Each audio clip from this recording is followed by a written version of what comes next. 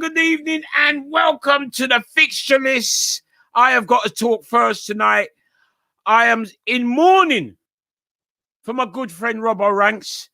2-1 Manchester United against Sheffield a couple of weeks ago, but 1-0 at Anfield against Brighton is an utter disgrace. So I thought I'd spare him.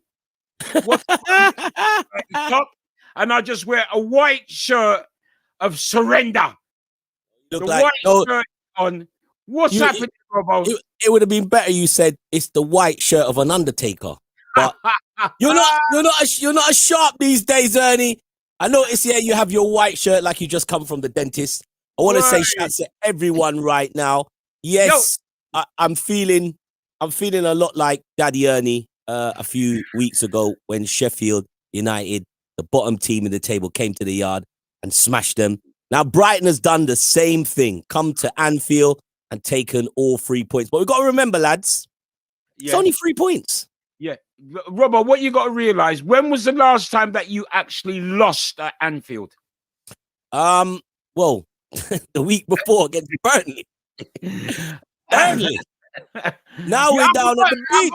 I've forgotten about that. So Burnley and Brighton is coming to your backyard. So what are you saying? We can make it the trilogy this weekend if Manchester City come to Anfield and beat us.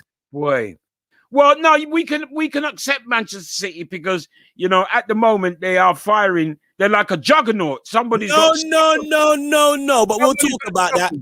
They ain't winning. They're not winning down at Anfield. All right. Well, we'll talk about that later on because we've got a couple of special guests later on. So one of them is a super duper Manchester City fan. One of only two that I know. Two. That I know. But I'll tell you what, I mean, you know, Rodney and that is going to come on a little bit later on. This week it's been a kind of a funny week. I mean, you know, 1-0 Brighton, 9-0 Manchester United, and then Josie, who I refer to as Maureen, he's out of the title race now, really and truly. It's only a matter of time before Levy says, listen, Maureen, later. Losing to Chelsea, and we've got a Chelsea super fan on later on as well. So we've got all angles covered tonight, Robbo. That's, I mean, we did ask for super fans last week, and Ernie plucked one of his super fanatics.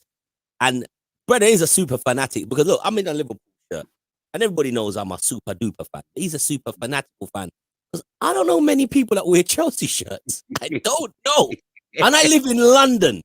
And let me say it right. I don't know many black guys I know wear Chelsea shirts. Apart from I only remember Didier Drogba and Anelka, and I can't make it out.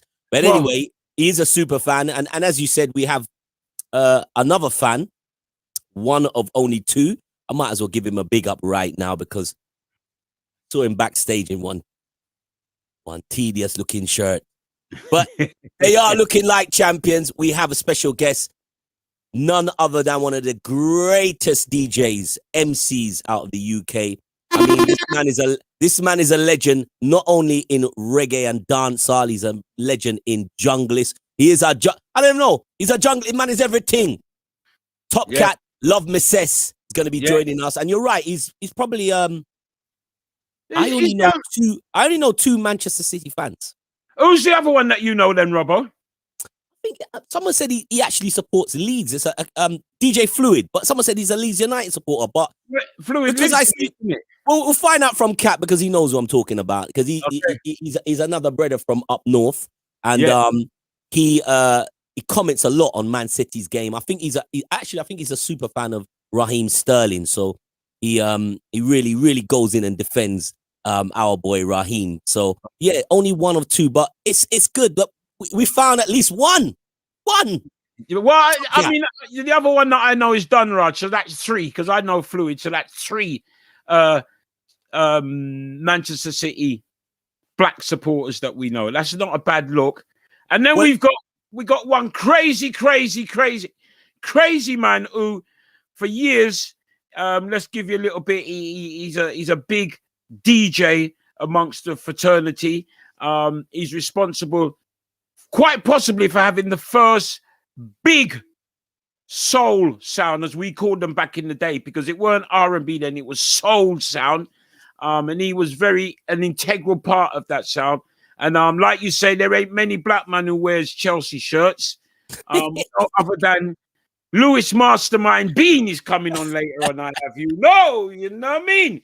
Lewis Mastermind, and we'll have to check if let's check if he puts on his shirt. That's the thing. Yeah, he can tell us all. He can tell us all about the shed end and all those crazy stories, because I'm sure, being a super fan, he's been there home and away. He's watched his beloved team, thick and thin, through Maureen times and all the other 147 managers they've had in 12 years. You know, in 18 months, this one you're gone, Robbo. You know that, innit? Tunchai or whatever he's like, 18 months, he's out if he lasts that long. No, Tuchel's already got a loaded gun to his head. He's like, but saying that, we talked about it last week. He is a talented football manager, but the thing with Chelsea, talent and football managers just don't go hand in hand. The only thing Chelsea are interested in is winning big trophies. It's the DNA of the owner. I want a boat, I buy a boat. I want a car, I buy a car. I want the league, I buy the league. So nothing's changed there, but Lewis will obviously fill us in, being a crazy fan. Yeah, and our other guests, obviously, Eddie the Mad Nesta, and Rodney Hines, chief football writer at the Voice newspaper. So it's all shaping up, and of course we'll have our little bit down at the end, because once again racism has reared its head this week. And to tell you honest truth, the person who it's reared its head against, Robbo, I'm really surprised that he really thought that he was going to get some sort of justice. You know what I'm saying? Who was it? Because I honestly, Ernie, I lose count. I see Twitter blowing up, and I see a name, and I cringe every time I see a black footballer's name, and I'm thinking, here we go. Got to be racism. The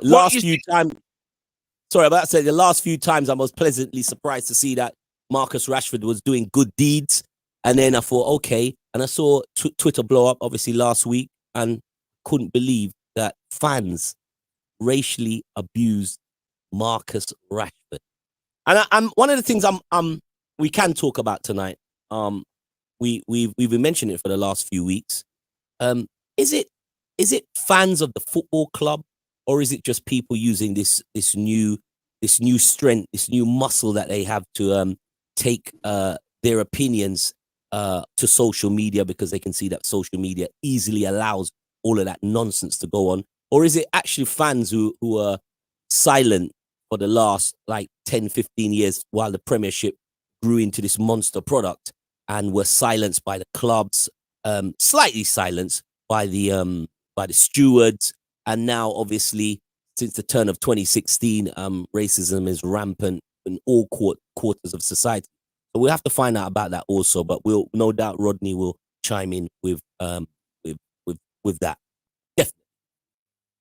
Well, the person that I was talking about, Robbo, was Ian Wright, because Ian Wright was trolled heavily on Twitter, and they actually caught the person who was responsible for it. And it seems to me like it went to court, and they judged in what they call them, trawlers or trailers or whatever they call them, trolls. They judged in his favor, and Ian Wright said he was disappointed. Now, when I hear something like that, I got to question Ian Wright, because he thinks that he is Ian Wright and he's up in the echelons of football, he's immune from getting trolled. And Ian, what did you expect, bro? You know what I mean? I'd like to know what he expected. You know, I'm a big grown man, right? And I was playing football way before Ian, right? Not professionally, but, you know, as a little star boy up on the ends and all that business. You know what I mean? Stop on which ends? You never come up on no. You never come up on no Brent roll call. Get out of here, bro. Bruv, Go and check that again. Hold on. Robbo, keep talking. Stay there. Go on, Robbo, keep talking. He's gonna go pull out. He's gonna go pull out his YTS trophies. Keep on talking, Robbo. Keep on talking, Robbo. How many times did you win your Boroughs Cup? Bruv, I used to play for Middlesex. I used to play for Brent. I used to play for Willesden when it was Willesden FC and all those Oxford and Kilburn. See some trophy up. All right, let's move. People, let's move on. I don't see trophies from in the 60s. Let's move on, man. Let us fastly move on. He won't. Original trophy, Johnny. I'm going to get some more in a minute. Wait, but see, on a serious note, I can't understand what Ian expected. You know what I mean? You know, racism is now it's reared its head because they've got internet and social media and all those business. They have strength.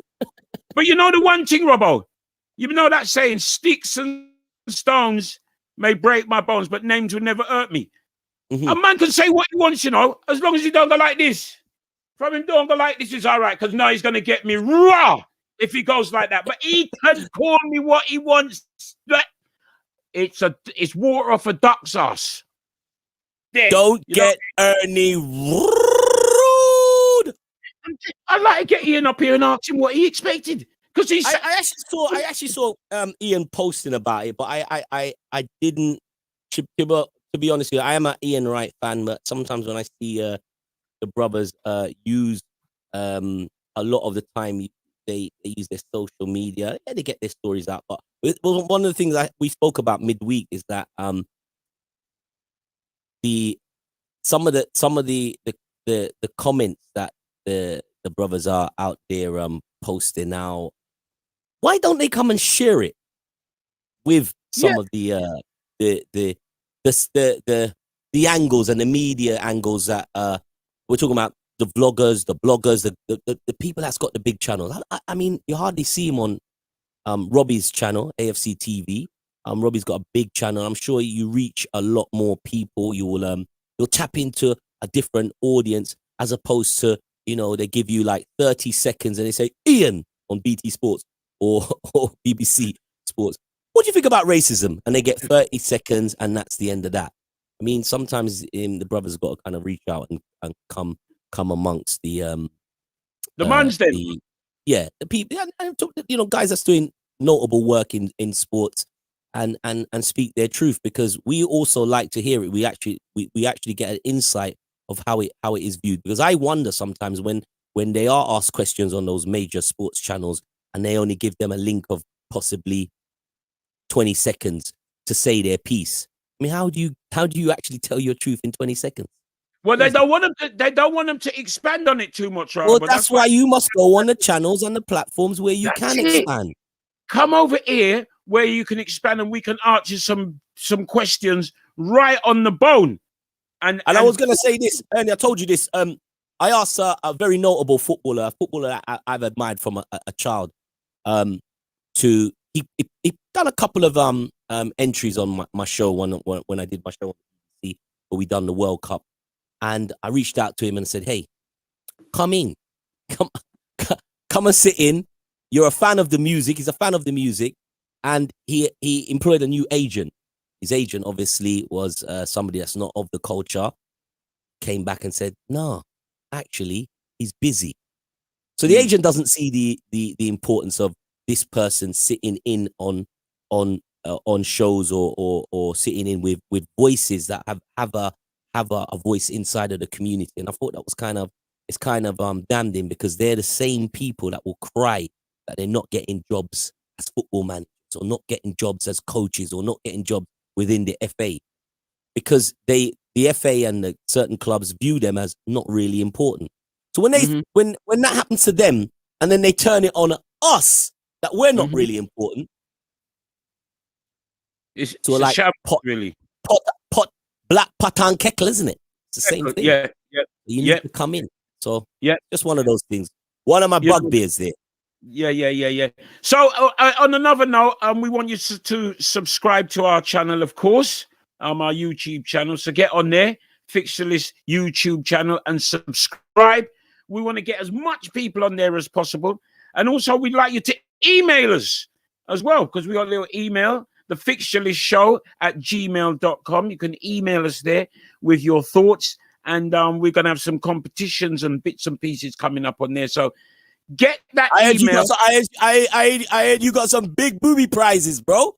Yeah, there's some I booby heard you're prizes. going in with the competitions, brother. Well, I've got a couple of booby prizes. A little shopping voucher to go to Lidl's and Costco's, Lidl's and Aldi and Costco's and those places.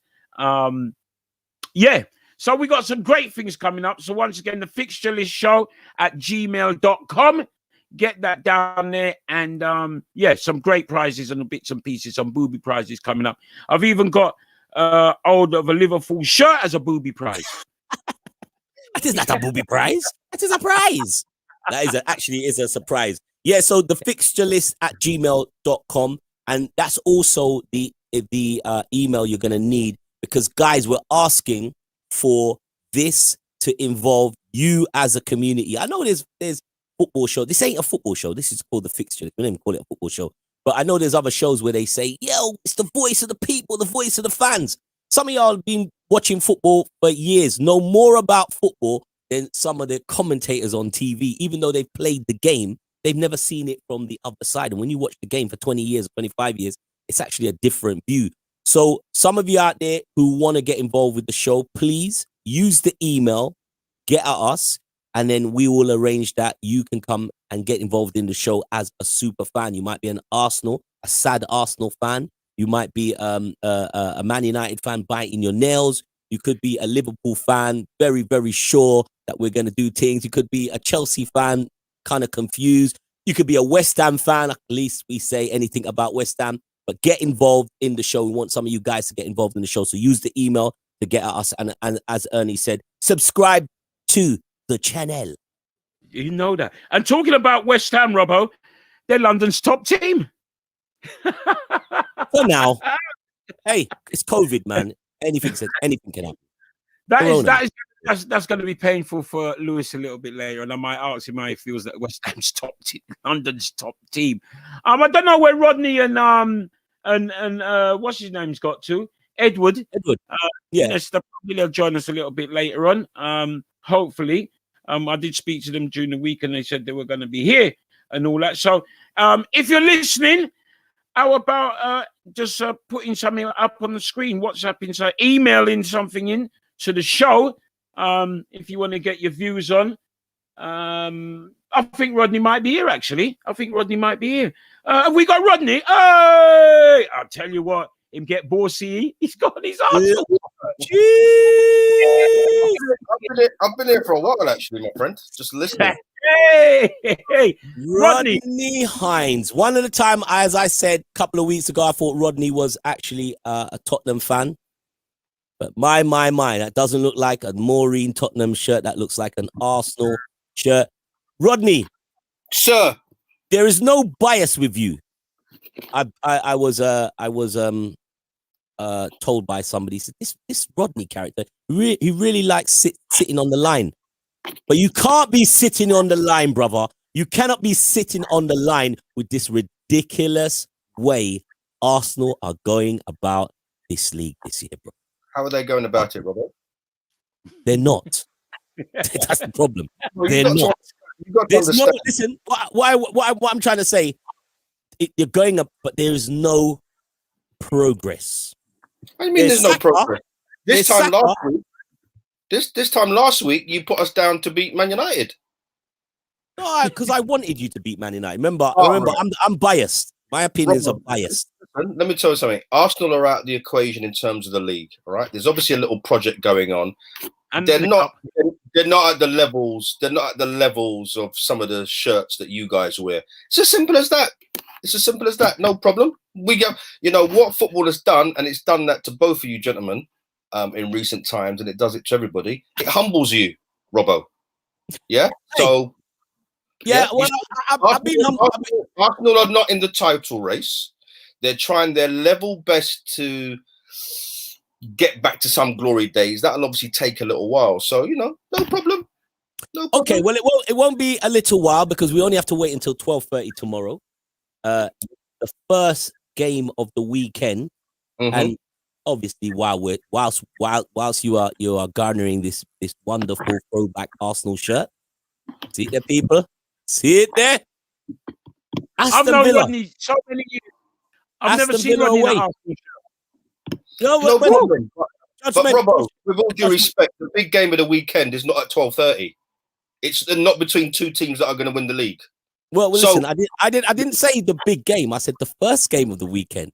And it happens to be Arsenal. It's the least important game of the weekend. Trust me. Well, it may not be the biggest game, but definitely as we do every week, we kick off another week. Here we go. So here we go, 12:30. I think we should kick off with the results during the week, Robbo. No, listen, we're coming to that, but I would just listen. I'm trying to warm you in. You missed about 8 minutes of the show, so I'm trying to warm you in. I was here. I was listening. And I said, okay, let's talk about the week's results then. There you go. Whenever you're ready. Where do you want to start, my learned friend of The Voice, football writer? There has been some crazy results. There was even some results that wasn't expected in terms of 9 goals and stuff like that. Where would you like to start? No, wherever you want to start, because at the end of the day, what we've had during the course of the week is what we've had for the entire season. Some mad results. It's better than Emmerdale, Brookside, all put together. This is the ultimate soap opera, Well, let's just save the Chelsea Tottenham for our friend Lewis, mastermind, who's coming in, and let's just start with the big one because it was it gave us the most entertainment, the most goals, and the most red cards. Manchester United and I'm here. Sorry, a bit of technology. Manchester United and what was the team you beat again, Ernie? Remind us. Southampton, which is just along the coast from Brighton. Yes, down the beach. Manchester United versus Brighton. No one saw that one coming, but does it flatter Man United, or do you think that this is are they sending out a warning? No, we're not sending out no warning. And it didn't flatter us. I felt sorry actually for the Southampton lad who got sent off. Me and Rodney was talking about it. Southampton is missing 9 members of their squad. They've got the academy players in. Young fella making his debut, Old Trafford, Manchester United. He wants to make a little impact. First tackle. Well, the kid that had his debut, right? Yeah, it was horrific. The tackle was horrific. It was not horrific. Oh, come on, Rod. It was not horrific. I mean, Robbo. Rod, what would you say about that tackle? It was a red card, but weren't horrific. It was horrific. It was just a red card, Ernie. That's not horrific. Did you see the stud marks on McTominay's thigh? It wasn't because of the stud mark. The impact wasn't. It wasn't a horrific tackle. It was definitely a red card. The foot was high, but that wasn't a horrific tackle. That was him lunging after the ball. Come on, man. That was a possible career-ending assault. There's nothing else I can say. An assault. And rightly got sent off. Then after that, it was all over, really and truly. You sound like the police when back in the day, like, I only pushed him, officer. No, it was an assault. Brent Magistrate, Robbo. I mean, what's our football connoisseur saying? Sir Rod, what are you saying? Oh, was that me? Sorry. When you said connoisseur, you threw me. Definitely. It was obviously a red card. There's no doubt about that whatsoever. The guy was a little bit unlucky. I think we discussed it, didn't we? Trying to make a name for himself, early tackle, got it totally wrong. I felt for Southampton, but I'd rather say big up Man United because a week prior, we were taking the mickey out of them for losing to Sheffield United. Someone was always going to pay a price, and unfortunately with Southampton, loads of injuries, down to 9 men. Well done, Man United, when it's due. I mean, I think the title's already over, so the chasing pack and Robbo, Arsenal are not part of the chasing pack, right? The chasing pack after Sunday might have nothing to chase, you know. So, and I also want to say one other thing. I know there's West Ham fans watching this, right? And I want to say big up to West Ham right now. I hope we can focus on them at some stage during this slot, because they're London's top team, innit? I heard you say that earlier on. I know you're getting the message over to Tottenham, Arsenal, and Chelsea fans. Don't worry. Listen, I'm staying humble, you know. And that's what we've all got to do when the football comes on. Trust me. I didn't see the game with West Ham and Aston Villa. It was a great away win for West Ham. They're not great guns away. Moyes seems to have them. He has the tactical nous when they're at home. Do you think that was a case of the EBGBs, the Corona, or do you think this is a taste of things to come with West Ham, Rodney? I'd like to think so. As I said to you for the last few weeks, I've enjoyed watching West Ham, Villa, Leicester, and Southampton, probably in that order, you know.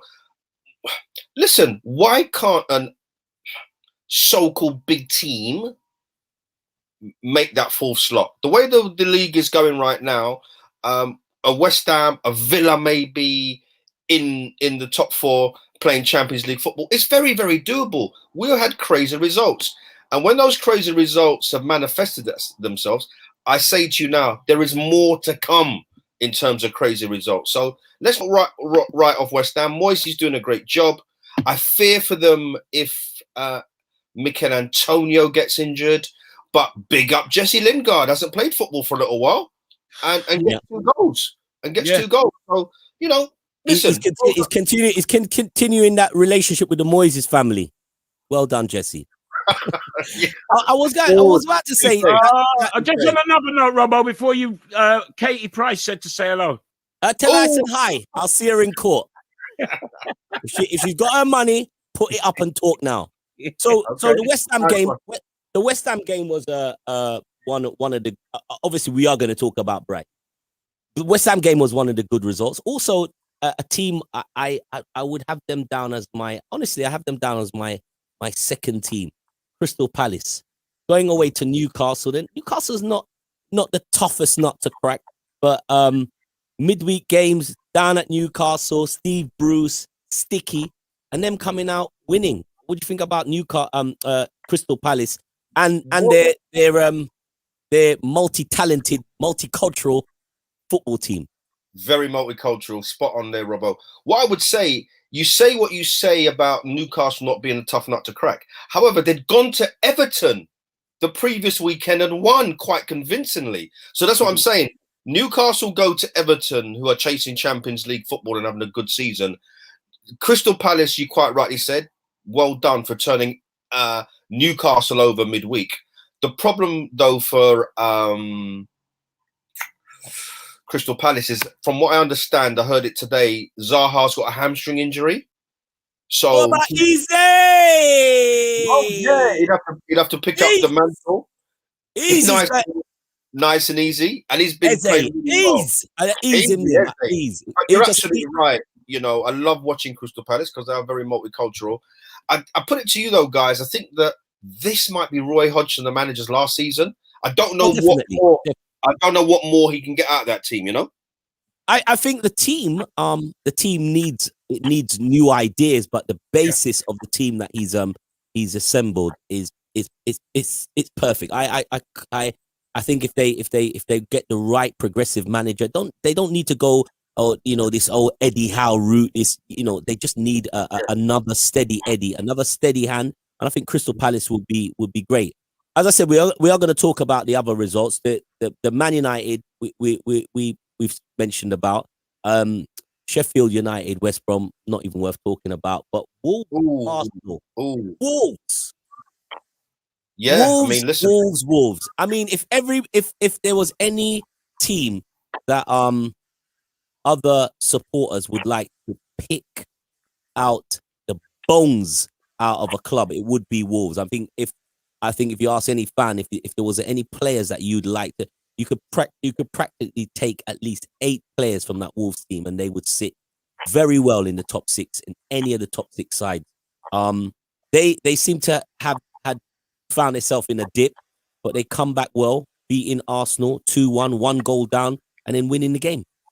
Well, to be honest, I mean, Arsenal was in full control of that game up until the Luiz sending off, which, you know, I don't really praise Arsenal, but that was a ridiculous sending off. I mean, they've rescinded the card for the Southampton player who got sent off against Man United, and they've not rescinded the one against Luiz. And I think maybe it's what's actually gone on before why Luiz picked up that card, because it was plain to me that he did not foul that guy. The guy was in front of him, and the guy lifted up his leg to shoot at the goal, and his boot hit Luiz's knee, and he fell over. And then the ref sent him off. I mean, it's absolutely scandalous. And this is VAR here. I mean, Rodney's definitely, against VAR most of the times. And I've got to say, it's been absolutely ridiculous, VAR. I think we should go back to how we was before and allow the VAR.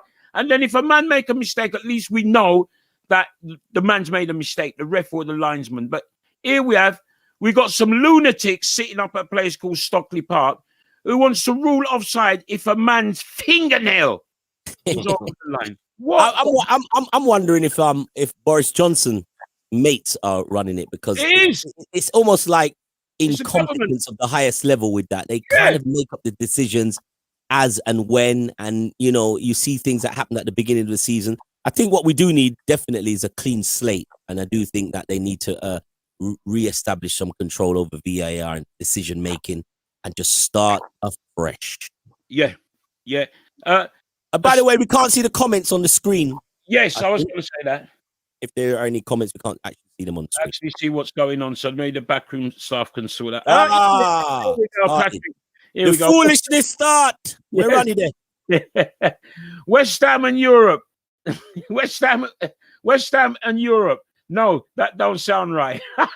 Well, they got more chance than Spurs. So obviously the game that I want to run over, Man City doing their thing, obviously Leicester doing their thing, two big away, actually 3 big away. Everton won away as well. We're playing them this weekend, actually. Man United, Everton. So some good away game. West Ham was away as well, and to complete the misery for all home teams, Brighton winning at Liverpool. I wouldn't say it was totally unexpected. I knew that Liverpool were going to have a game against Brighton. I just didn't think that Liverpool would turn up and have so little energy. And my worry was the 2 games they had in London, back to back, and with games with only 2 days in between. At some point, it would catch up on Liverpool. And, they didn't play hard against Tottenham. They didn't actually play hard against West Ham. But when you come up against a team that's up for it, they smell fear. Liverpool would have a hard time. I didn't expect that result. I always thought that even when they scored, that Liverpool would score. But it was much of the same. It was very lackluster. And then the changes was like, they weren't the changes I expected. But I think in that game, even though the players were low of energy, devoid of ideas, I believe that game was lost. And I know you Liverpool fans ain't going to hear this, but I think the game was lost by Jurgen Klopp. I think he made tactical errors in that game, and that's how we lost that game. And Robbo said that. I watched the game, and I watch it again after. And I'm thinking, is there something that Klopp could have done to negate the problem? There was a problem on the right hand side of the pitch by Burns, big strapping lad who was running with the ball. So after 30 minutes, you can see that they had a few chances at Liverpool's goal, and it was all coming down the right. So what would you expect is to move players to that side to just for that period, to negate the threat down the side. And he left James Milner out there. James Milner is like 39 years old. Warrior, but 39 years old, trying to run down this 6'5" monster. Never going to happen. And there was obviously trying to support Salah being the only striker out there. But Milner also had to watch that side. He had to watch Salah. But there was things that he could have done. He could have slightly changed, but I suppose Klopp has his way of playing his playing style, and he didn't want to move far from that. But I believe that's what lost the game ultimately. Well, I mean, what's your views on it, Ron? Well, I want to just go in reverse, and I want to just big up Brighton first of all, right? Because Brighton is a team that traditionally play very good football. Their biggest problem why they're down in the basement part of the Premier League table and rising, might I add, is that generally they can't finish. Now, you know, they've destroyed Tottenham, maybe not the most difficult thing to do last weekend, and they've come to Anfield, no fans, and done the business. If that game had ended 0-0, no problem there. But then I want to talk about Liverpool. One, yeah, you can blame Jurgen Klopp. You know more about your team than I do in terms of players. But I'd say this. Footballers right now, Robbo and Ernie, they're fatigued. They are playing high-intensity games every 2 days. And it's just a matter of time when fatigue kicks in. And every team, including Man City at the start of the season, has suffered from no real pre-season, players not being fit. And what we're asking them to do right now is going to be a bit of a challenge because everybody gets their turn in terms of downward results. I think Liverpool, with, for me, not the biggest of squads, but a squad that's also been ravaged by injury, everything just caught up with them. And this is where I say that the fans could have made a difference. Traditionally at Anfield, more so than maybe any other club in the world, right? That Anfield crowd, the Kop, has generally been the 12th man. It isn't there anymore. There's nowhere to go.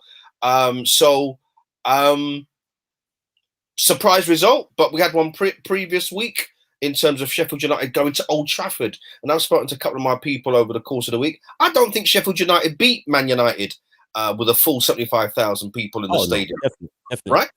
So what I'm trying to say is everybody's get their turn. I mean, listen, we're all into predictions and whatever. Fantastic. This season, and maybe this season only, right? Be prepared for more shocks and surprises. That's all I'm saying. But Liverpool, it caught up with them. But yeah, obviously we'll preview the game coming up over the weekend. I expect a performance and 3/4 from Liverpool this Sunday. Yep, I was about to say that Liverpool have a record against City that's dated back to about 2000 and was it 2003 when Anelka scored, slapped up Liverpool 2-0, game done, out of Europe, and we haven't lost to them. And as much as Manchester City has been a formidable team, they haven't done anything at Anfield for years. But as you rightly said, it's a crazy season. Crazy season can happen. And I think with half a season or just under to go, Robbo, I think we're going to be in for that. But I do want to say this. I disagree with you when you say that the wins against West Ham and Tottenham was fairly... I thought Liverpool put so much effort into those two games. The Tottenham game, certainly, because if they'd lost that one or even drawn, I think they'd been under pressure. They went to the Tottenham Hotspur Stadium and played Tottenham off the park. Not too difficult at the moment, and we want to talk about Tottenham at some stage. And then you go to West Ham,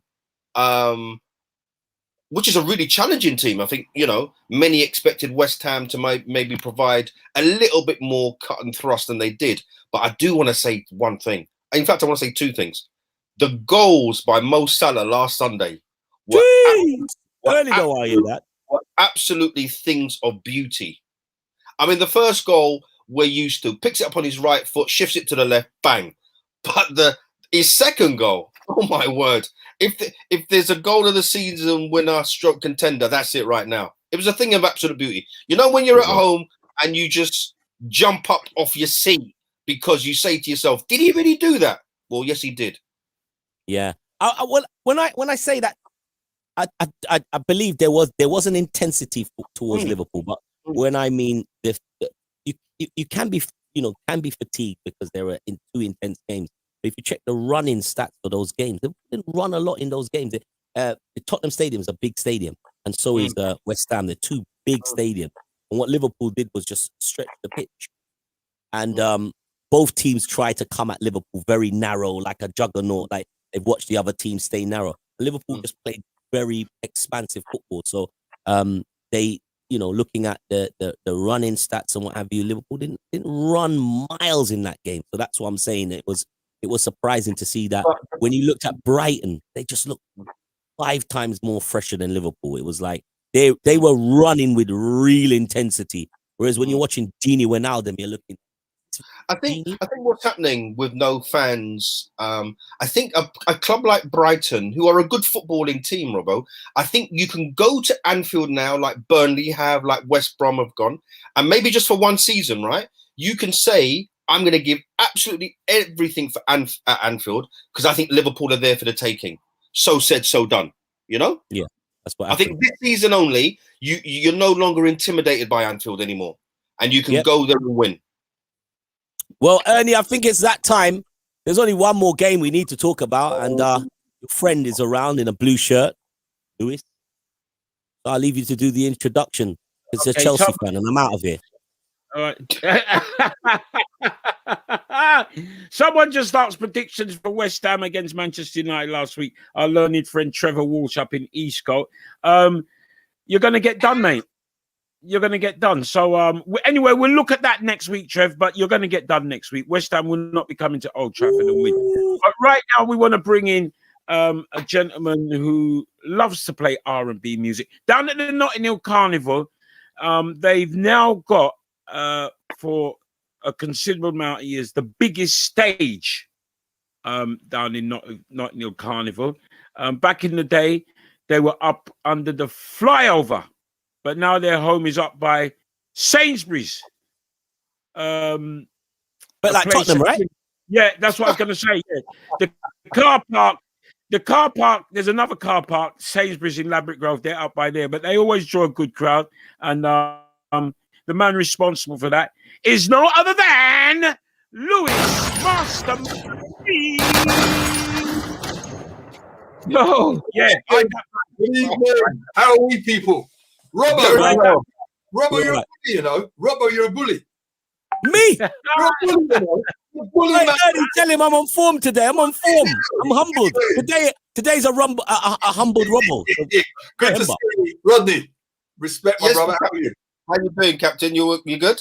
Yeah, not bad. Ernie, hello, my brother. I see you. Where's the Hawkeye? Where's the Hawkeye medals? The Hawkeye, what medals? Yeah. Yeah. You got it? All right. Medals in the building, brother. Load more over there as well. Robbo's jealous. I know, it's amazing to give out medals for orange carriers. But yeah, so yeah, it's cool. All right. That's some music, Robbo. Don't let me get the music ones out now.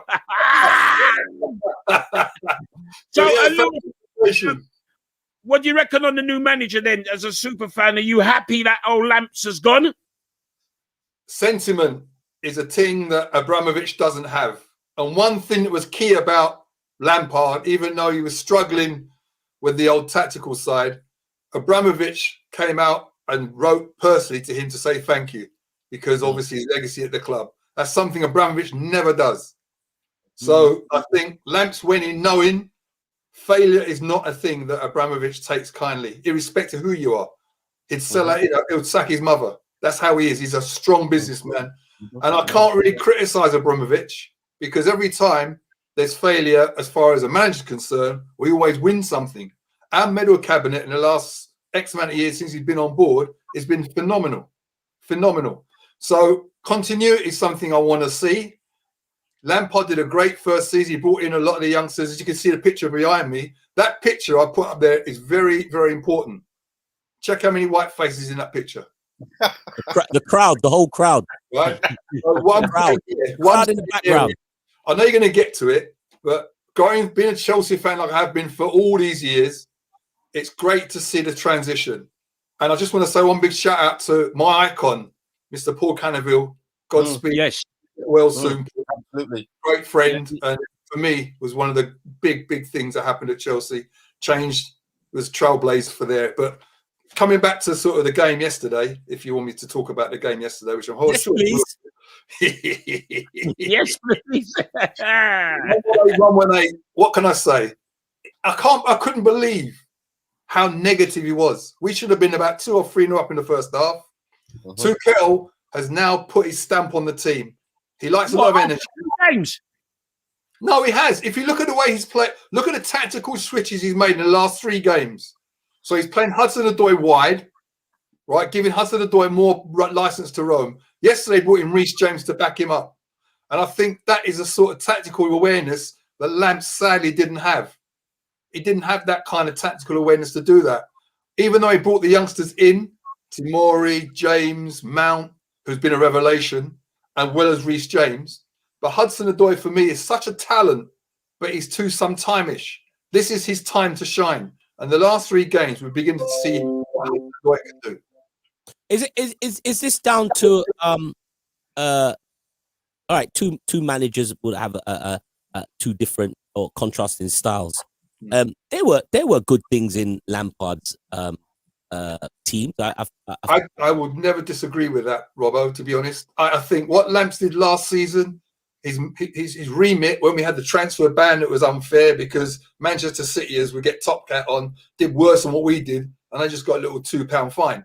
But what I'm saying here, right, is Lamps was given a remit when he came in the door. We're not got no one to buy. We can't buy anybody. You've got the youngsters. We've got this fantastic academy. Bring the players in, and that's what he did. So you've got to give him credit for what he's done there. But unfortunately, as I said, time was not on his side. Abramovich will say, "I've given you X amount of million to spend." He brought in all these players, and he wants to see some return on that, and he hadn't seen it. And when we lost to Wolves, and then we went our way and got battered, Man City actually battered us. That absolutely played us off the park. Mate, it was embarrassing. It was embarrassing. The Arsenal game, I know Rodders is going to love it. The Arsenal game again, we went in that game. We could have put Arsenal to sleep as far as the season's concerned in that game.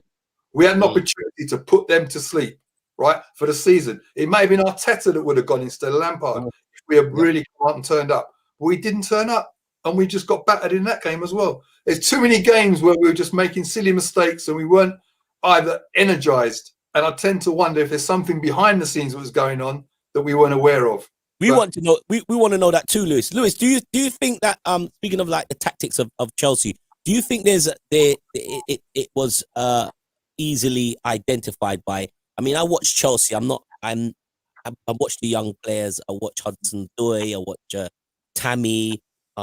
Some great little young kids playing for your team.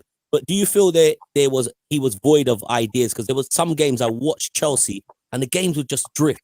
15-minute period. And nothing would happen. Like nothing would happen. Is that because of his lack of tactical nous? I don't think there's lack of tactical nous per se. I think there was no kind of va-va-voom, if I could put it in that way, using the old sort of cliche, where he had the key to unlock, if you know what I mean, to be able to penetrate that. It's something different. Even though you've got these people like Werner and Havertz. Havertz is struggling, right? Let's make no two ways about it. But I think with Tuchel, he seems to have this kind of idea of how he's going to attack and what he's going to do. He's put faith in Werner, and I want to see Werner down the middle. Right? And I want to see the way that he's got the team set up at the moment. A bit of German ingenuity, which you are used to, Robbo, over the last few years. Because I see Liverpool now, the way they're playing now compared to some of the previous managers is completely different. Because you've got a different sort of idea of how to play from a coach who's not within the format in the throes of the UK environment. So he's come in with a European type mentality. And again, coming back to Lampard, I would never dog him out. I think he's been an absolute legend, and he will be a legend for the club. His legacy is not touched. His legacy will always be there, and I think that was another key part of why Abramovich did what he did, maintain his legacy. And as far as Patrick Tapping's concerned, that Tottenham guy, he better say because Mourinho's gone after the next game. let me ask you one more question about this. It's interesting because, as I said, I'm like Ernie. I've got the same opinions. Pretty sure Rodney's got the same opinions on Chelsea. But when these managers come and these managers go, these managers come and go. I do know it's Abramovich's club. But at what point does he pull the trigger? Is it him, or is there? Because we've heard that he's changed his chief exec. He's changed different parts of management of the club, do they report back to him and say, "Yo, Lampard, shit, get him out," or is it him sitting on his, as they say, on his yacht, actually watching the game, studying the card, and going, "Nah, this man's dead food." Let's look in perspective. He's a statistician, right? He doesn't make all the money he's made by taking risks, right? So he knows what he's doing. So if you look at the stats, out of all the managers that we've had over a period of time, unfortunately, Lampard's win rate was the lowest, right? He has invested a lot of money into a product that he wants to see some return on, and he wants to see Chelsea where they should be. He has made a calculated decision based on the facts of what the stats have produced to him and said, look, this is where we are now. Can we see Lamps take it through? Can we get into the top four? And he's got to look at all of those things. And that's what he does. He's just ruthless. Unfortunately, he's ruthless. So you're saying he sees dead food early, like dead food. He just doesn't take prisoners. As I said, if his granny or his mother was managing that club, they'd be gone if they weren't producing. Unfortunately, that's the way. The thing that saves him, even though fans get frustrated, the thing that saves him is that when people come in, they win. They win. And you can't fault the formula. It's about what you get at the end of the season. We can talk as much as we want. We could talk about how great Tottenham are going to look. But again, 1963, let's laugh at them. But it's going to continue, right? It's going to continue. So wow. I love to see continuity. I'd love to see someone come through. But our academy is top dog. We've got great kids coming through the academy. A lot of them don't get through to the first team.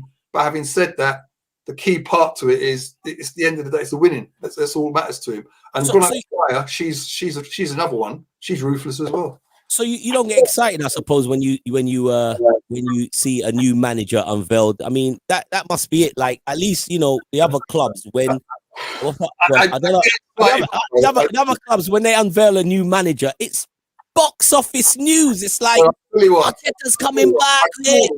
I called Tuchel out back in November, December time. In fact, I had Tuchel down to take Arteta's place, right? Because Arteta was under stress. But then I felt, no, I think you could do a good job at ours. And I called it out when, after the Wolves game, I said, we're in trouble here. We are going to be in trouble. Then after Villa scored in the last minute, we beat West Ham, which is normal for us. And then we continue on. But the point I made, I just felt Tuchel was the one. And I do get excited. So when Mourinho first came, boy, I was excited. Because when Mourinho came the first 2 times to Chelsea, he was different. But I think he's now being caught up with by other managers with other tactical awareness. His whole process of football now, his methodology is dated now. He needs to up his game a bit. And he's got a team at Tottenham where he's brought in someone like Gareth Bale, a fantastic winner of Champions Leagues and all the rest of it. Why bring him back and don't play him? I don't understand that, but that's not my problem. That's Tottenham's. Maybe because he ain't all that. But let me ask you something. As a super fan, you're playing Sheffield United. You are the final game of the weekend. Sheffield not doing great things. Well, they are at the moment. Well, they beat Man United. That was a great thing. I agree with you. Yes, you're right. Yeah, you're right.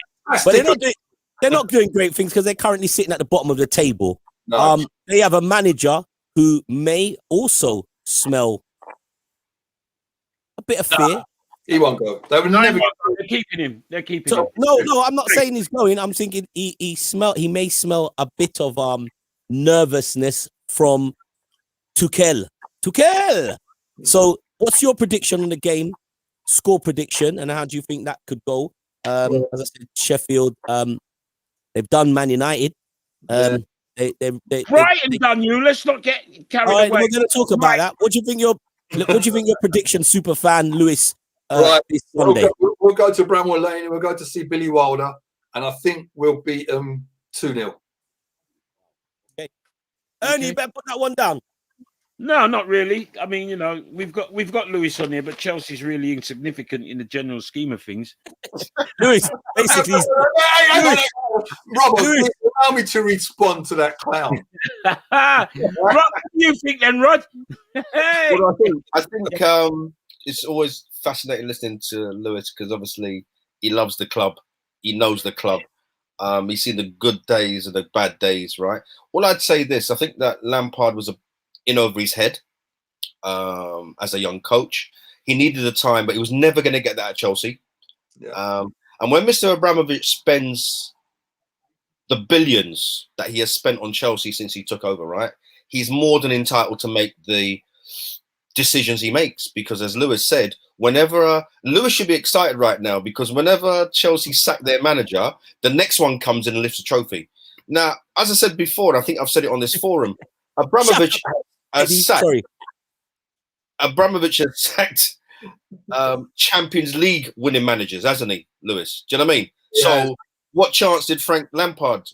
Frank Lampard will get a job somewhere down the line. I'm sure it'd be very, very handy, very nice. Yeah, he'll end up with his cousin, Redknapp, and his uncle. I'm excited. I'd expect Chelsea to go to Sheffield United and win on Sunday, because I saw the game against Tottenham last night, and there's a new energy about Chelsea, and obviously you could call that the new manager syndrome. But I'm just glad that the boy Hudson-Odoi, who's immensely talented, is actually getting a run of games. We keep thinking that players can come in and come out and perform, and when they don't, we abuse them. But I think that Hudson-Odoi is a great player. Great player in the making. And I love the tactical savvy of Reece James and Hudson-Odoi down the right. And he took advantage of the Tottenham left-back, Reguilon, who's been really good for them, not being in place. So tactically, I think Tuchel is going to be good. And we can't talk about Tuchel as if he's some boy. He's been in charge at PSG, where you've got arguably the best two players in the world right now in terms of Mbappe and Neymar. So this is a guy that knows what he's doing. I like his manner. I've seen his early press conferences. I like him. I like him a lot. And I'd expect Chelsea to get into the top four again and win a trophy of some kind down the line. That's the hope. One other question. Why did you give Rafa a hard time? Because he's from you, and we took your second hand, didn't we? That's what I can answer that question. Rafa did a great job at Chelsea, by the way. He did. He did a great job. And I remember being at Stamford Bridge when Rafa was in charge for his very first game. And the abuse, seriously, that Chelsea fans gaming was well over the top. I will never forget it as long as I live, right? But Rafa was very humble. He delivered for Chelsea as well, by the way. But I think, as Lewis alluded to, there is this actually, and I think it goes under the carpet a little bit. There's a massive rivalry between Liverpool and Chelsea that a lot of people don't recognise is there. And I think that was why clearly Rafa was always going to get the grief that he was going to get. That was exactly it, Robbo. But this goes back. I can take you back to the time. One of the biggest things that really happened to us with you playing you was in the cup when we beat you 3-1 on that sandy pitch. Remember when Steve Hire was playing? We went away. Liverpool, all conquering Liverpool, come to Stamford and beat you 3-1. We lived on that for years. And it all goes. Then little things along the way, like the Steven Gerrard slip to let in, when Mourinho went up there. And it's just this rival we've got. Liverpool, we got Tottenham, and we've got the Arsenals. But for some reason, it may be because in the early days, we want to aspire to be what you were back in the 70s and early 80s, yeah? You're always going to put that mantle up there. And why are they so good? We want to get there. And you've got that little rivalry going on. And when I used to go to the shed and listen, watch some of the games, and Liverpool come in the area, it was a different kind of atmosphere. It was like our cup final every time. So from that perspective, that's why Rafa got what he did. But coming back to the point that Rodney made, Rafa did do a good job. He got us into the final Europa. We did it for the first, won it. Champions League season before, Europa the next. And he did a great job. And he was never going to stay because Mourinho was coming back. And he knew that, but he still had the dignity to continue doing what he's doing. And he will be thought highly of for that. Well done again on your win against Tottenham. I'll make it sound like it's the only one, Robbo. Pardon? I'll make it sound like it's going to be the only one for the season.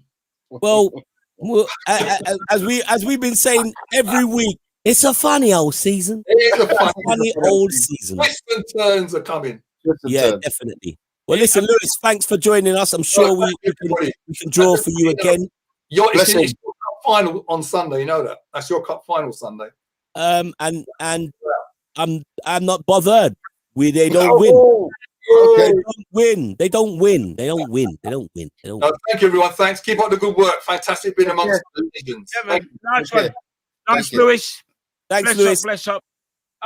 I think Eddie should be joining us very shortly. Yes, think. Eddie's been in the comments. Ed Woodwood, and he spelling his grammars for a man who does 5 days a week on radio. His grammar is appalling. Appalling. What are they employing over there at the BBC? What are they drinking down there? Yeah, so Eddie's going to be joining us. But we also quiet. The Tottenham fans, them are very quiet. They have been very vocal over the last few weeks, but they're very quiet tonight. Patrick Tapping's very quiet tonight, and so let's get some comments going. Boo boo. What is he? I told you his grammar is terrible. It's a boo boo. There's a few letters missing at the end of that. Yes, yeah. Eddie, a couple more O's, son. A couple more O's.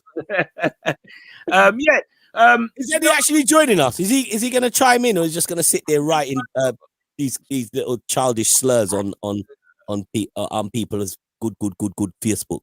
You know what I mean? We'd like to hear from you tonight. Actually, it's been a little bit quiet in the comments. Don't be scared. It's been quiet today, but that's good. That gives us more time to talk.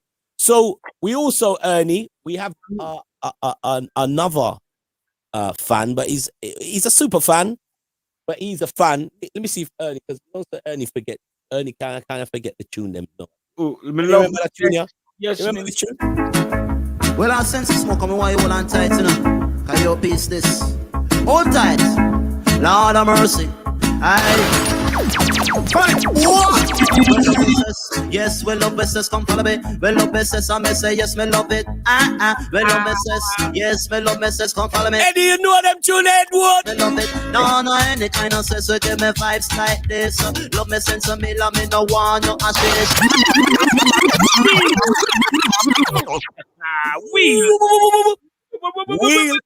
we might as well bring him in now. He's a super fan. He's a super fan and a super fantastic artist. Has governed the dancehall game from sound systems.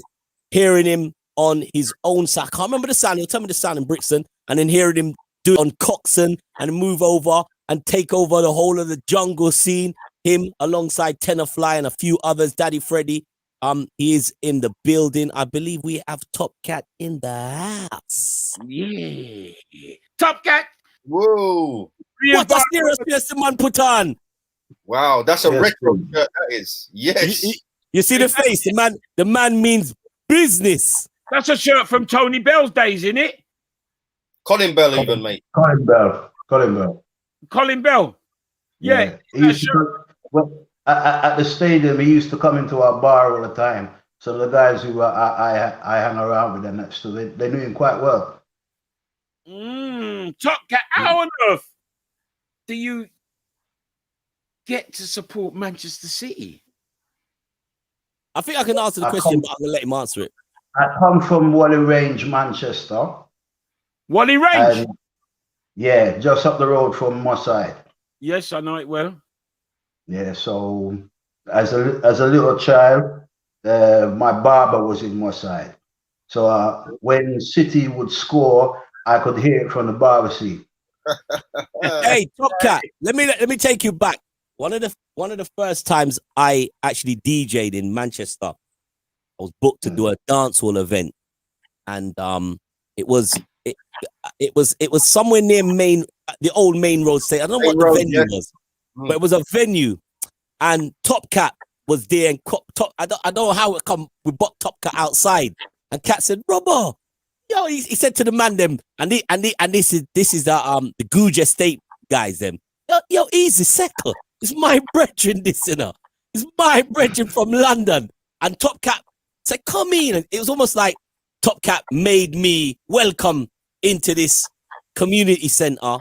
And I remember Top Cat says, said to me, Yeah, the West Indian Community Centre. West Indian Community Centre. And that's the first time I saw like Main Road, like I got to move around. I remember Cat saying to me, Robbo. See, that set a man them over there. You see, that set a man them over there. If they say play the tune again, you play it again. Do you remember? You were telling me. And I said, why? He said, they from an estate called Googe. Oh, is it Googe Estate?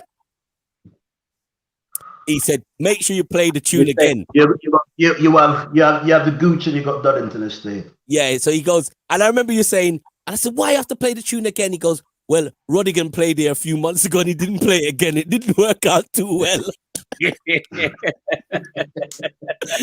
So big up Top Cat. And that was the first time I met Top Cat back in Manchester. I've seen him many times. We used to do events in London, but he was back in Manchester, and trust me, the brother looked after me. But that venue wasn't too far from Main Road, right?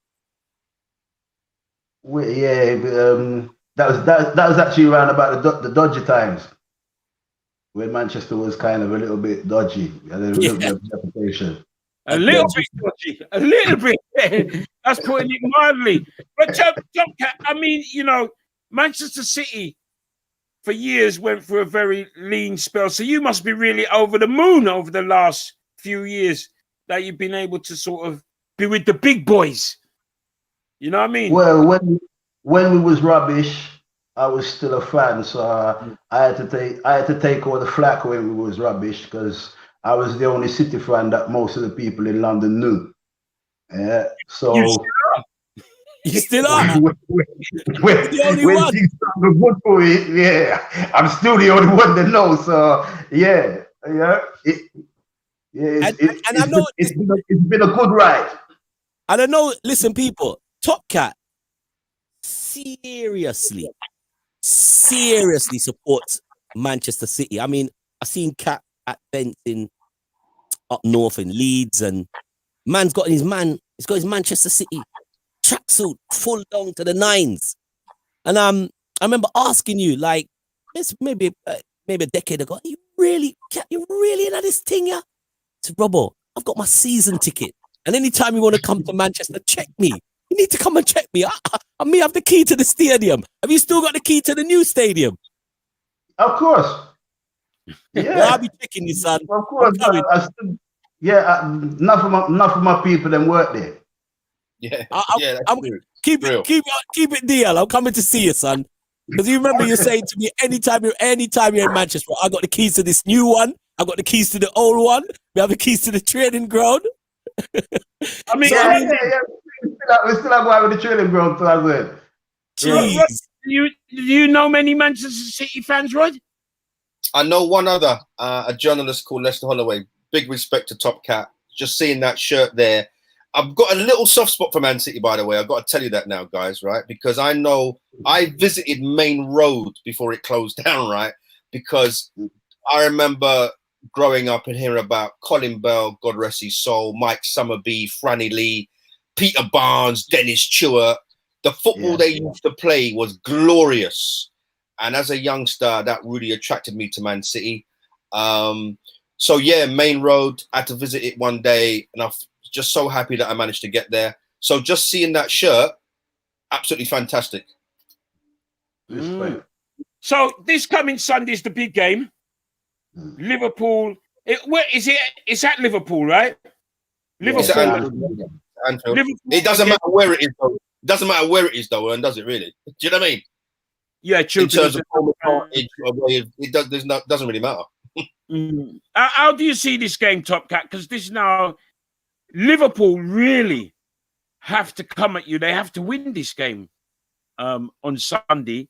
And you lot are flying at the moment. You're like a juggernaut, totally unstoppable. How do you see this game going as a fan? As a fan, there's how I would like it to go. And then there's the history of the juju that seems to be what happens at Anfield. We can beat them at our ground. We've done it quite a few times. Yeah, but every time we go to, we can beat them at Wembley. But the next week, when we go to Anfield and that still we can't win. Yeah, it's some form of juju as far as I'm concerned. But you never know. it's there to be broken. Well, it's definitely the year for it to be broken. Definitely the year for it to be broken. But you I mean, even in your time where Manchester City has been kind of a formidable football team, you've had hard games down at Anfield. Why do you think that is? What is it about that? Because I can totally get the Manchester United Liverpool fixation when these two clubs go to battle. There's so much to lose, and more times, especially recently, these games have been draws. But with the just slightly recently, we've had a few draws with Manchester City and Liverpool. But what is it that is? What do you think that is that mental block? Why Manchester City don't win often at Anfield? Before Manchester United was your rivals, Manchester City was your rival. Yeah, back in the 70s, mid-70s, it was Liverpool and Manchester City. So when you're talking about players like Dennis Stewart and Colin Bell, yeah, they was going up against Kevin Keegan and Jim Toshak back in the days. See, and that was where the real rivalry was during that time. Then United come and took it over. United took it over actually the same season that we came runners up to Liverpool when Liverpool won it in '77, and United stopped Liverpool from getting the treble. Yeah, that's probably where the United and Liverpool team kind of started, where the City won and Liverpool ended. So what? Yeah, What do you think? Even though the rivalry's been deep, what is it that? Because I don't hear a lot of this. Even in the last couple of seasons, even though Liverpool and Manchester United have been at it, like hammer and tongue. There's not really a lot of bitterness between the two fans. And if you're saying that the rivalry started back in the 70s, why isn't there not so much conversation between the fans, like in terms of, they don't really get at each other a lot. There's a lot of respect. I can see that. Yeah, there's a lot of respect on that still. Well, how do I kind of put it now?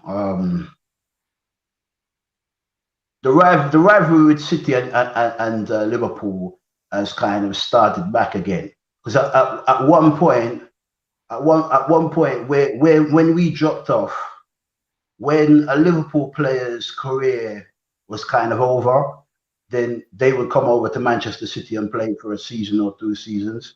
Mm-hmm. Yeah, so we used to get Liverpool cast-offs straight. Yeah, Steve McManaman,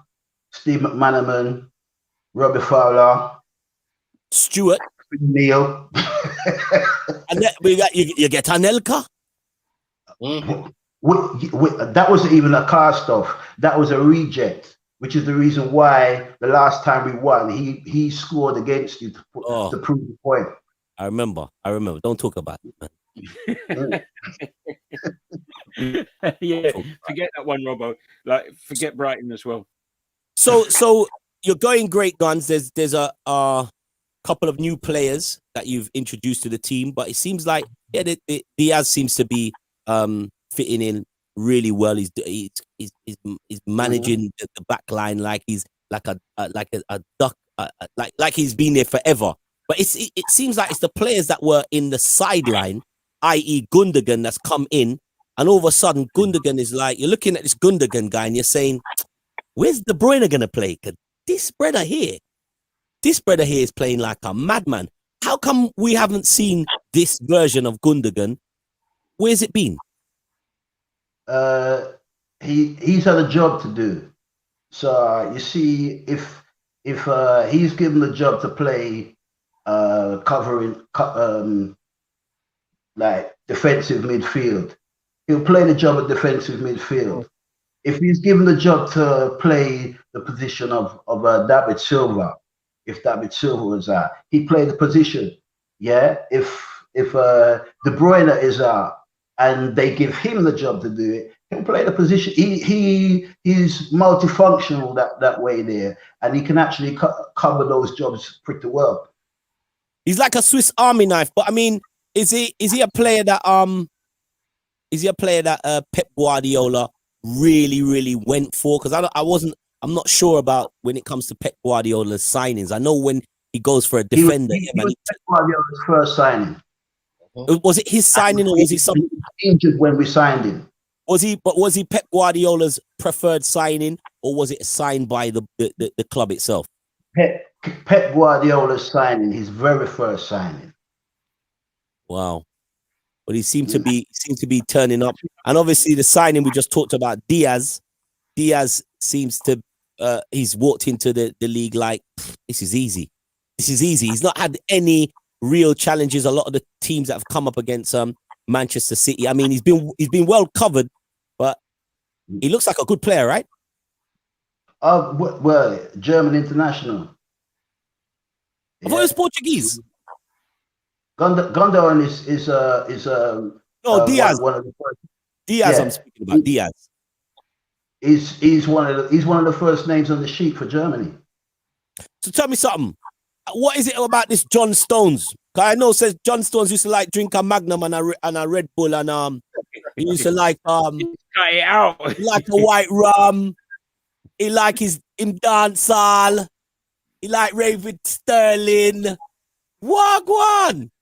Well, I don't know if he liked to rave with Sterling and that. Oh, you never see the video. You're a big City fan. You never see the video where he's in the dance and he's all talking patois on the mic and all of that. John Stones. No, I've met John Stones with Sterling, but I think he thought that I was Sterling's uncle. I thought it was amusing. So what is it? Why is he turned up so much this season? Well, he's probably sorted out his personal problems that he had. So you see, once he's kind of got that out of the way and his injuries and that still, and he's got his fitness back, then it's back to playing football and just basically don't make mistakes. Yeah, he needed somebody who he could be confident playing next to. See, and Diaz has done the job still. See, so tell me something. Yeah. Was you overly confident about John Stones? Because I know a lot of the Manchester City fans was like, send him back, man, send him back. Not enough people said send him back. Enough people said send him back and that stuff. Yeah. Even I wasn't really too sure about him and that stuff. It's only true since I kind of met him and that stuff. And he was very polite. So I did a kind of a soft spot to say, yeah, okay, yeah, let's see what you can do. I want to ask you, Top Cat, is this Phil Foden as good as they're making him out to be? Is he that good? Okay, Phil Foden. I used to watch Phil Foden play for the youth side. When we played Chelsea in the FA Cup final a few years ago, when he was in the under-16s, at the time Jadon Sancho was the big name, yeah, and we had another player called Diaz, and that's who we eventually sold into Real Madrid. Those are the two players who were the two big players for us in our youth team, yeah. But Foden was the one who, playing against Chelsea, and Chelsea had the best youth team out of, they probably still do still, yeah. But when it came to the FA Cup, every year we used to meet them in the FA Youth Cup final. Every year Chelsea used to win. Foden was one of the bright sparks who, when he got the ball, Chelsea couldn't take the ball off of him. He ran through their defense into the box and scored a worldie, yeah. And from where I was sitting, I could look up, and Pep wasn't outside with everybody else, so I could just see his silhouette, and I saw his silhouette when he scored a goal, and like he was having a chat with somebody there, and I took a picture of it. You could tell from the outline that was Pep. And see, my theory is he saw him score that goal and wanted to know who that youth was, and that youth, yeah, has to come and train with the first team. He wants to see more of him. Yeah. The other two players, one went to Dortmund, one went to Real Madrid. Yeah. But Foden weren't going nowhere. Yeah. The Stockport Iniesta, that's what they call him. Wow, he's impressive young player, but an impressive young player, and he still continues to his star continues to shine.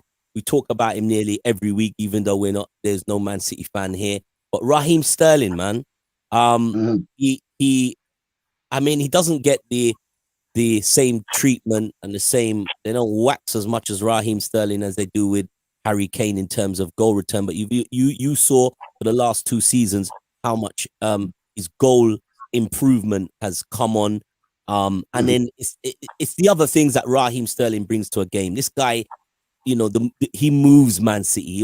I mean, De Bruyne gets a lot of the applause, but you could imagine if the team Manchester City didn't have for a long run Raheem Sterling, I'm pretty sure that would have an effect on that football club. Well, Sterling and Sane was an important part of the team when we won by 100 points. Last season, aside from having Laporte injured, we also had Sane injured for the whole season.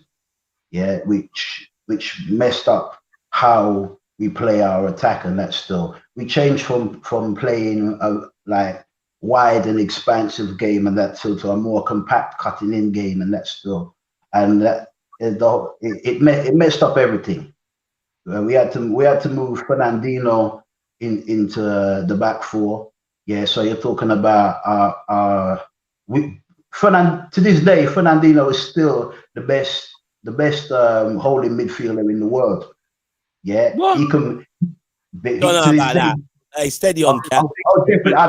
You're talking someone. I'm talking about what pundits want to tell me. No, I'm seeing what this brother does. What more than Kante and Fabinho at Liverpool and Kante at Chelsea? Best holding midfielder. Stop it about Better than Kante and Fabinho. Hell what? But Fernandinho doesn't play regular anymore. The last time he played, he played in the cup game against United, and that still he put Bruno and with Pogba in his pocket. Listen, he's a great player, but I would say Kante and Fabinho, bro. To say better than them, I don't know. He is a player though. He's an awesome player. I must say that. Fabinho and Kante. Yeah, but he's not the best holding midfield player in the world. That's going too far. No, by the way, the answer to that question is the Whitney brothers and the Butchers. Yeah. Somebody just said that Patrick Tappin sent a question. Which two sets of brothers played for our team? Yeah, the Fixture brothers and the Whitleys. Damn. Oh, yeah. Don't test Top Cat, you know. This is not a super normal fan, you know. This is a super fan who had the keys to Main Road. You must understand what I'm talking about. The mere fact that he's a man, he says it all. So can we get some predictions for Sunday's game, because it's the big game of the weekend. Rodney, what are you saying about this game at the weekend? How do you see it? Oh, logic says it has to be City. However, we have had such a crazy season. You could see Liverpool going down on their sword and giving it absolutely everything. Do you know what? I'm gonna go 1-0 City. Rodney says 1-0 City. 1-0 City. Yeah.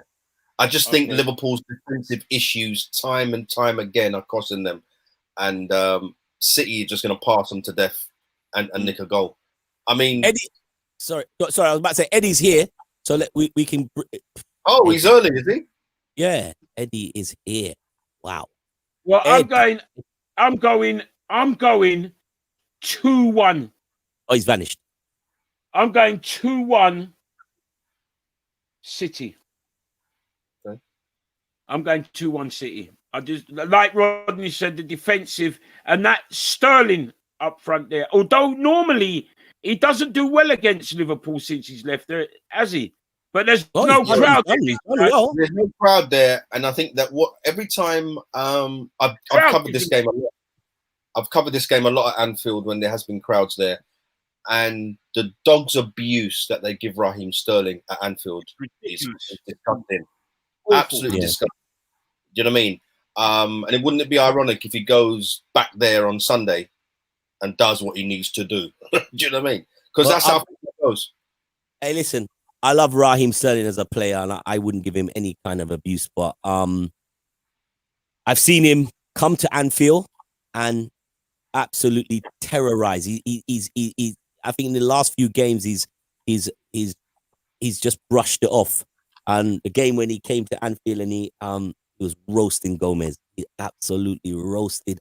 It was roasted and toasted, and I'm not talking about KP nuts.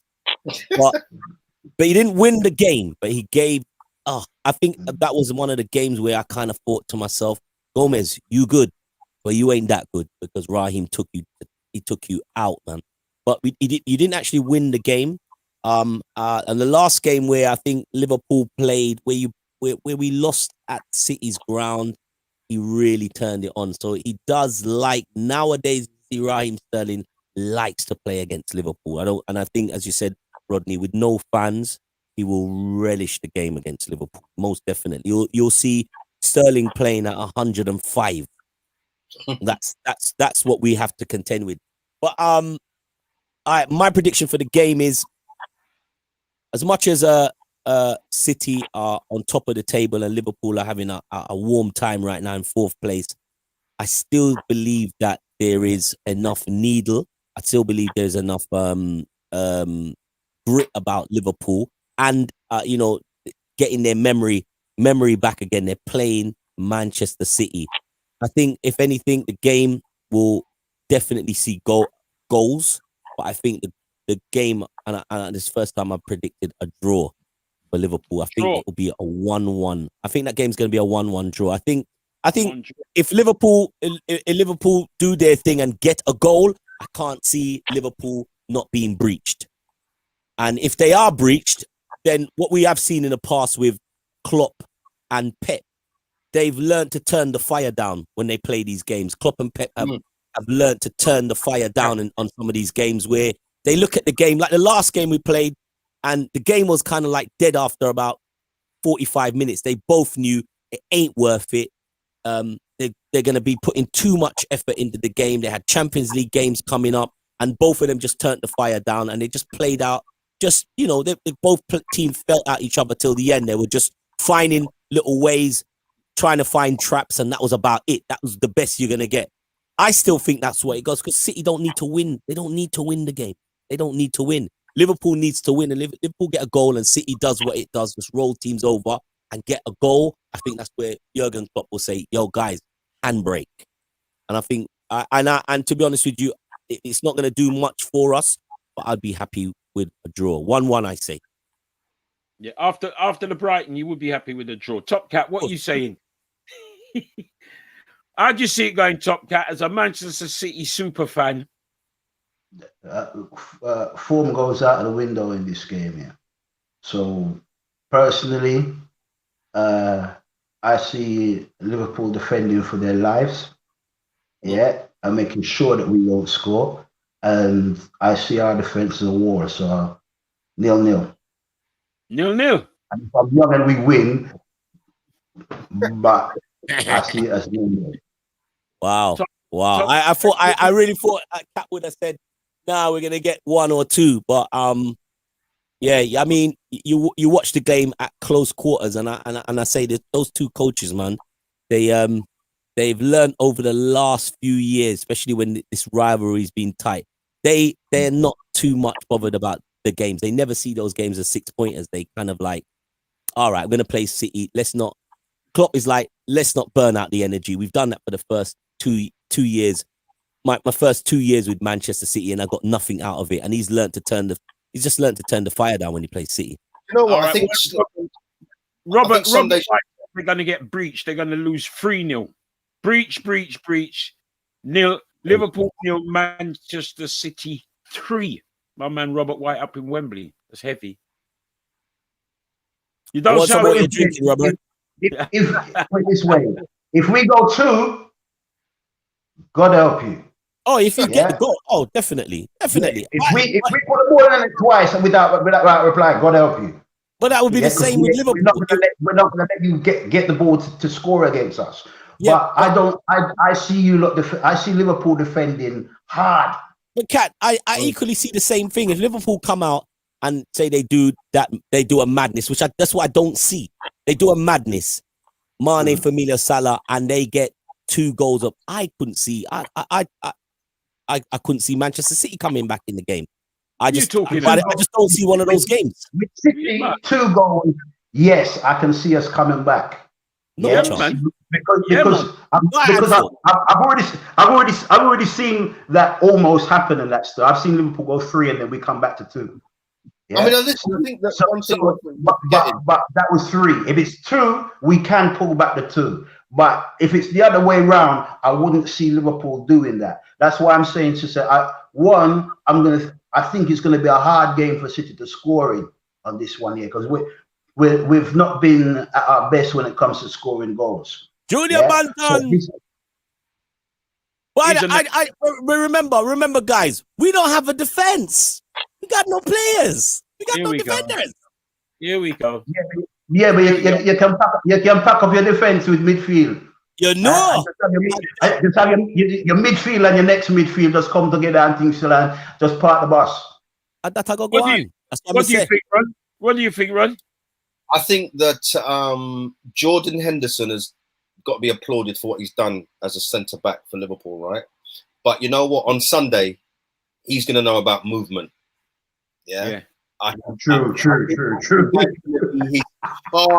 You can go to West Ham and do that. You can go to Tottenham and do that. But the movement of that very, very fluid Man City lineup, is going to give him trouble. And we've also got to remember, you talk about the games before and the temperature being turned down, Robbo, and you're absolutely right. The reason for that temperature being turned down is that generally when City and Liverpool played, it was to decide a title or to challenge for that. Liverpool don't go into this with the same confidence that they've gone into the other games against City. Yeah, City know. We'll put it this way: Guardiola, wherever he plays his football or his teams plays football, they don't change their policy. It's going to be a pass and move, and it's just whether about Liverpool's backline can resist that. But you know, Guardiola is the type of manager though. He gets up in the morning and the man said, "Bomba, I have a dream. I have a dream. I'm going to play 4-2-2-2."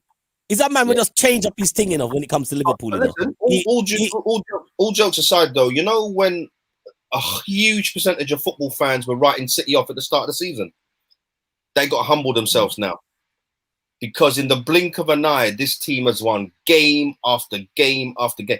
They're not actually even scoring the amount of goals that they would do traditionally, but they're getting the job done. Do you know what I mean? It was supposed to be Laporte and Diaz at one stage. Yeah? Diaz and Stones are making it. You talked about Gundogan early. You see, Gundogan, he's just stepped up in De Bruyne's absence. Yeah? For me, Raheem Sterling hasn't even had his most positive of seasons yet. So all respect to the manager because he's got world-class players playing. Kevin De Bruyne is not even playing football for Man City right now. Do you know what I mean? So, listen, I think that it's as simple as this. Man City have a genuine chance to put Liverpool's title challenge, if not top 4 challenge, to sleep on Sunday. Trust me. Because I don't know how many more defeats Liverpool can take, if I'm honest. I don't think they can. I don't think they can take any more defeats. I think if this game goes and Leicester game goes, then we definitely have. I said on the show earlier on, and I say this really, I've seen it happen to the great Man United teams, the great Arsenal teams. I think the aura that Liverpool had has gone. Teams like West Brom are coming to Anfield. No, teams are coming to Anfield, as I said, with no fans as the caveat, are coming to Anfield and saying, you know what, we can do this. If you listen, it's not. I hear you, Rodney. I hear what you're saying, and it sound and yeah, it looks like it's an aura, but it's an aura because you're missing 5 key players. When those 5 key players come back, won't say that. They won't say that in the record books, though, Robbo. It will just No, say I know what you're Liverpool. saying. I'm not doubting that. You know, not taking back anything in terms that Liverpool's lost the game, but the aura will come back when the players come back. I wouldn't feel overly confident if I was a Manchester City fan and lost Raheem Sterling, Kevin De Bruyne, and Diaz. Of course you wouldn't. When those players come back, the aura comes back too. Liverpool is not a broken club. If the club was a broken club, we're not talking about a broken club. No, but I'm saying, I just think we're talking about. I just think, and obviously the injuries are right out there, but every club has to suffer injuries. Tottenham have got one key player missing, and look how they've fallen apart. Tottenham, yeah, I understand, but we've got. I'm saying I don't have to go over the players. They are key players. Van Dijk is a key player. Van Dijk is just as important as Kevin De Bruyne. He's a key player for Liverpool. You have a squad. You've got a squad. That's got nothing to do with a squad. That's got nothing to do with a squad. When squad's not deep enough. No, but Kat's just explained to you last year. Manchester City lost their players. They lost Laporte. They lost Sane. It's not about a squad. It's about your key players that make that team on the day, on the pitch, go. So when Burnley come and they see... Robbo, you're absolutely right. But right now, City are playing and at top of the table with no De Bruyne and no generally recognised number 9. That's just getting results. Yeah, but listen, if Liverpool had one player, there's no Aguero scoring all right, goals. if Liverpool had Salah out for a period of games last year, we still won the league. So one player is not generally going to kill your team. 5 players kills your team. And it's not a broken club. It's not players. It's in Liverpool, no Van Dijk, and it does kill Liverpool's team because you to compensate for him, you have to take a captain out of midfield and put him in defence. But it's not only. It's not only. Basically, the problem that Liverpool have this season was the problem that we had last season because we had to do the same thing because we had the injury to Laporte. So let me ask you something. And the injury to Laporte was more important than the injury to De Bruyne. De Bruyne, not saying that he's not the great player that he is, but we can do without De Bruyne straight. Let me ask you something, Kat. We won 100 points on that. See, so I don't see De Bruyne being a problem. Okay, I see our central defender being a problem. If we lose our best central defender like we did last season, that's a problem to us because to compensate for it, we've got to mess up the whole pattern of how our team is. All right, but I'm going to ask you something. So the Centurions, Manchester City with Pep Guardiola, do you think that when you were losing games at the beginning of the season that your aura had gone? Run that by me again. Did you feel at the beginning of the season, this is Manchester City, the Centurions, that when you were losing games, did you feel at any point that the aura of Manchester City's dominance, do you feel like it was gone? Did you feel any way? What for the season after? Yeah. No, this season. Oh, this season. Yeah. We took a couple of defeats that I didn't like. Yeah. Robert, when I say what I'm not used to that. But as much as I weren't used to that, I just took it for what I thought it was, which was I just said, "Boy, it's a blip." And that's how I feel. That's how I feel about. Let me just qualify what I'm saying when I said aura. I'm talking about you're losing to teams at your home ground that you would not traditionally lose to. I'm talking about West Brom. I'm talking about Brighton. Yeah? And I'm sure there's another one in there that I've forgotten. Burnley. There you go. So that's what, when I say aura, I don't mean that to be disrespectful. I'm just saying teams that you would normally sweep away are coming to your ground with no fans, is the caveat, thinking we could get something here. That's what I mean. Yeah, I feel that, but I just think that once your team is the team is not at a point where players are dissatisfied with the manager and the manager's thinking all different things, and I don't see that with Liverpool. It's very a united team. They've lost They've lost key games, but they're all in it together. And I think long as And Jurgen Klopp is still there and key players are still there, Van Dijk to come back, captain comes back, and yet I think Liverpool will bounce back. I think there's definitely the season that we've had where you couldn't truly predict any results, right? Yeah. It's not beyond Liverpool to win on Sunday and gain confidence from a win against the league leaders. Does make sense? Well, because it's been that sort of season. Well, I'm hoping so. We got our predictions. It's been quiet on the tech shouts, but shouts to everybody that hit us up on the show via Facebook and YouTube. Hopefully we'll have some more. We'll get some more needle into the show. We don't know where Eddie was today, but actually, it's kind of nice without Eddie. Well, you know what Eddie's been doing? Have you seen the video with Eddie where he's been doing no socks on, doing star jumps and press ups? He's on some I've seen that. Yeah, I've seen that. I think he's gone mad. I think he's recovering from that, if I'm honest. Yeah, he's lost the plot. I think he's gone mad, so he's taken his week off. No sane man in the rain, no shoes on, doing press ups and star jumps. No, we have to question his mentality. I think he's gone mad.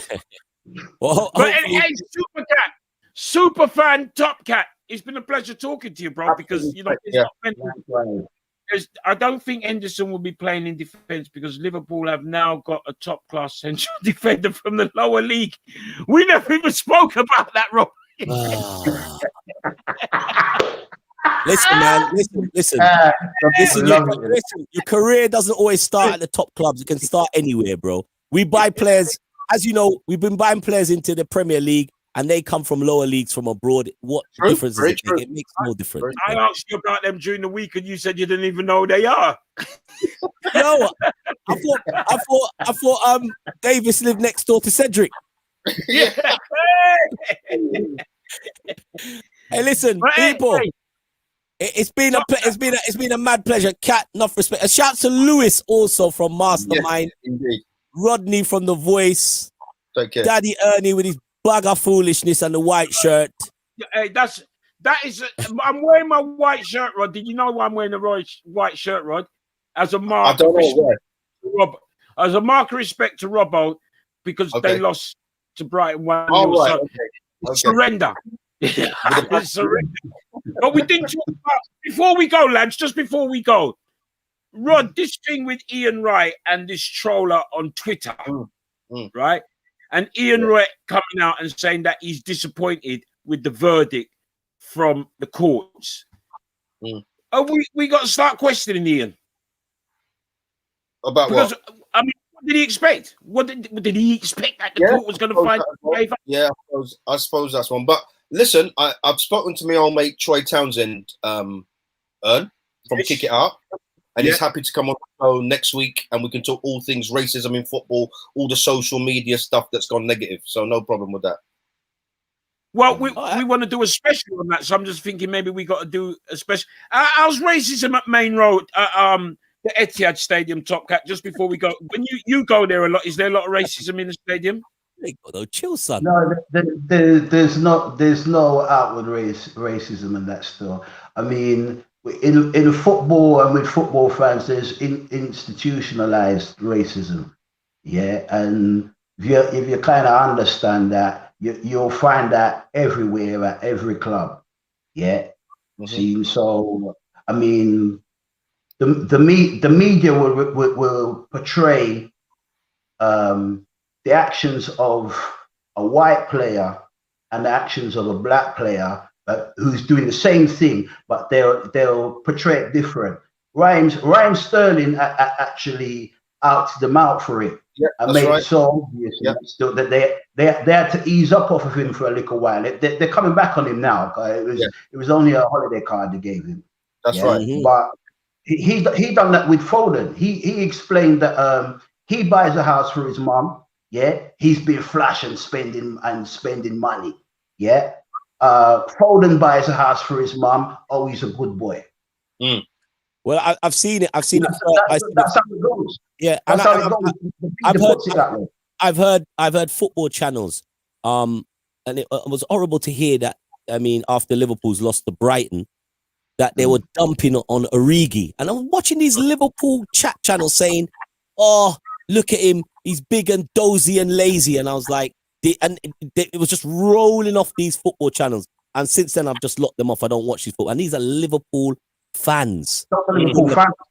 Dozy and lazy. So it hasn't disappeared, none at all. And not because we're here and we support football. We know we know that all that cute, slick shit still goes on the terraces and even goes on social media, because I said it was a social media show. And they were on social media now. You see, the main press, they put out the vibe, and then after they've done that, then the fans, they just take it up and then they just keep on spinning it. Liverpool lost and they were dumping on Origi, like Origi, and it was like I couldn't believe it. I felt like they did the same to the Man United players the week before against Sheffield United. The poor Southampton boy that got sent off after 2 minutes. After 2 minutes, he got it. He got it as well. So you can see the trend. And as I've said to you on this platform before, because there's no fans in stadiums at the moment, man thinks he can do what he needs to do at home on his phone or his laptop to abuse him. These guys were fan channels. Dirty fan channels. Yeah, I mean, what can I say? Anyway, listen, we got a debate coming up about that, and we're going to be building it up. We're going to get some people in. It's going to be, I feel already it's going to be kind of heavy, and by then we probably get some of the listeners involved. So remember, the fixturelist@gmail.com. Email all your thoughts in on that, and also subscribe to the Fixture List YouTube channel as well, because we want to get plenty of people up in there. You know what I mean? Get involved. All you guys get involved, man. If you know who you are, you know who you are. Get involved. Get involved. Top Cat, thanks again for you popping in, and hopefully we'll see you again at some stage. And well, I'll sense the smoke. I'm away well on tight, you know. Yeah, go on, Top Cat, go on. Hold tight. Lord of mercy. You'll be smoking cess when I deal with you on Sunday. You'll be smoking plenty of that cess, man. Yo, we are Fixture List. Peace, people. Have a great weekend and week. Stay safe, and we'll see you in 7 days' time. We'll say,